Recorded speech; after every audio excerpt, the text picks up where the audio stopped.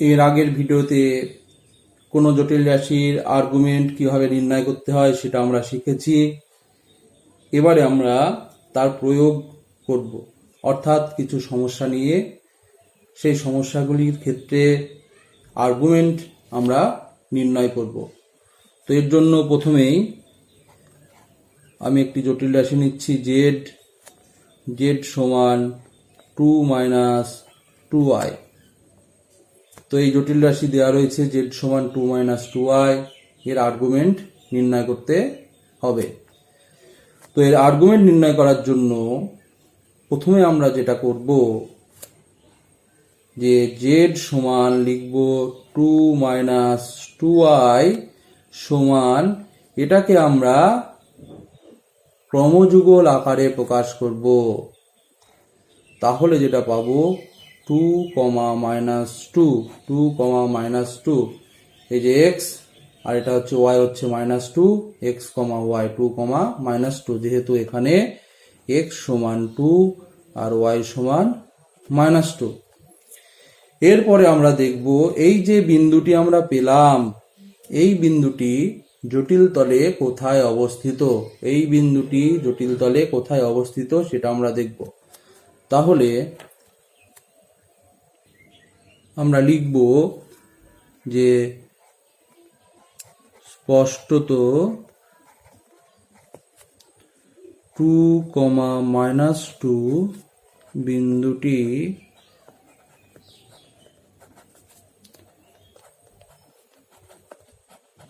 জটিল তলে কোথায় অবস্থিত হবে? জটিল তলে চতুর্থ পাদে অবস্থিত, চতুর্থ পাদে অবস্থিত। এবার আমরা এর আগে দেখেছি যে যদি চতুর্থ পাদে অবস্থিত হয় তার আর্গুমেন্ট কিভাবে নির্ণয় করতে হয়। তাহলে এখানে আমরা সরাসরি লিখতে পারবো, অতএব আর্গুমেন্ট জেড সমান -tan ইনভার্স mod y/x। এটাই হচ্ছে ফর্মুলা। যেহেতু চতুর্থ পাদে আছে, আমরা দেখেছি চতুর্থ পাদে যদি থাকে তার ফর্মুলাটা হচ্ছে এরকম। তাহলে এখান থেকে আমরা বলতে পারবো এটা সমান হবে -tan ইনভার্স, এখানে y সমান কত? y সমান হচ্ছে -2 আর x সমান 2। তাহলে এটা সমান আমরা লিখতে পারবো tan ইনভার্স -1। যেহেতু মড রয়েছে সেই জন্য মাইনাসটা প্লাস হয়ে যাবে, তাহলে tan ইনভার্স 1। এবারে আমরা জানি, দেখো যে tan π/4 সমান 1, tan π/4 সমান 1। tan π/4 সমান যদি 1 হয় তাহলে 1 এর জায়গায় আমরা tan π/4 বসাতে পারবো। তাহলে এটার সমান লিখতে পারবো tan ইনভার্স tan π/4। এবং আমাদের মাথায় রাখতে হবে যে tan ইনভার্স আর tan এটা উঠে যাবে, তাহলে যেটা পড়ে থাকবে -π/4। তাহলে আমরা এখানে আর্গুমেন্ট z সমান পেলাম -π/4। এরপর আমরা আরো একটি উদাহরণ নিচ্ছি, উদাহরণ 2। সেখানে z সমান -3 - 3i। তো আগের মতোই আমরা এটাকে ক্রমযুগল আকারে প্রকাশ করব। এখানে x সমান হচ্ছে -3 আর y সমান -3।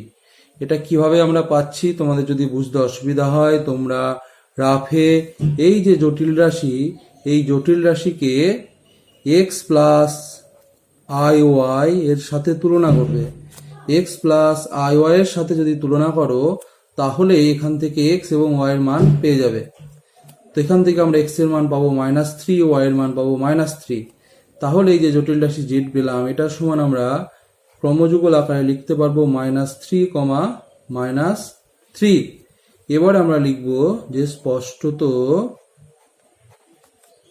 -3, বিন্দুটি জটিল তলে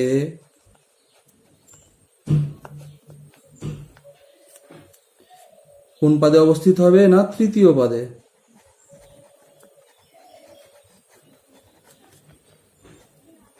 অবস্থিত। অতএব আর্গুমেন্ট z সমান আমরা যেটা পাবো -পাই plus tan inverse mod y/x। তাহলে এটা সমান দেখো পাবো -পাই প্লাস tan ইনভার্স mod -3/-3। এখানে x সমানও -3, y সমানও -3। তাহলে এটা সমান দেখো আমরা পাবো -পাই প্লাস tan ইনভার্স 1। এটা আমি একবারে করে দিলাম, এটা হয়ে যাবে tan ইনভার্স 1। এবং এর আগেও দেখেছি যে tan π/4 সমান 1, tan π/4 সমান 1। যেহেতু tan π/4 সমান 1, এখানে আমরা লিখতে পারবো tan ইনভার্স এই 1 এর জায়গায় tan π/4।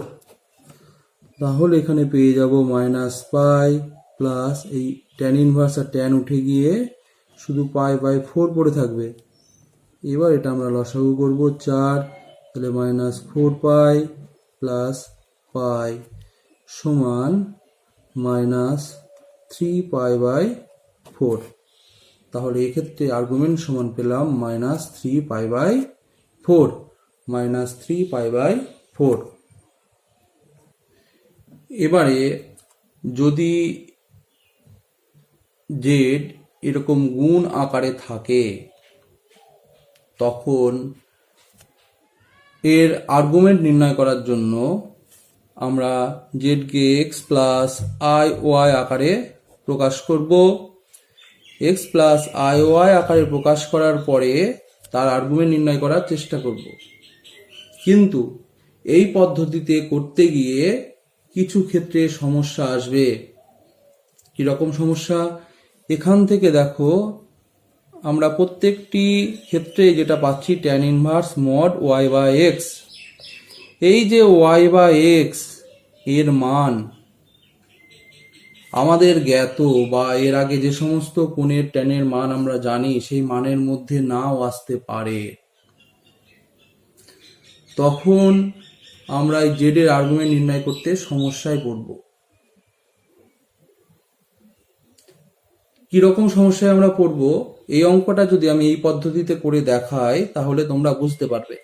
দেখো, এটাকে যদি আমি এই x প্লাস i y আকারে প্রকাশ করি তাহলে এটা গুণ করব, তাহলে পাবো √3 প্লাস i দিয়ে গুণ করলে প্লাস √3i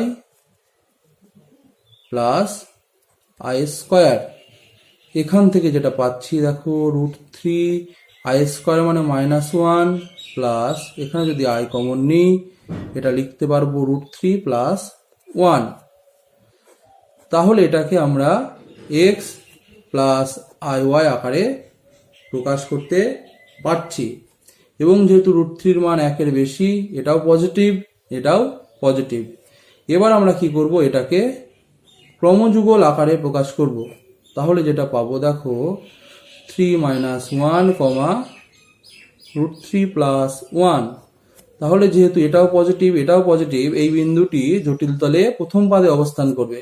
লিখবো অতএব √3 প্লাস -1 √3 -1, √3 প্লাস 1 বিন্দুটি জটিল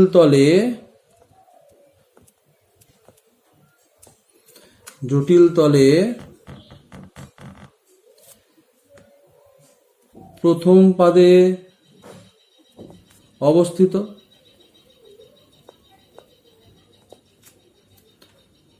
অতএব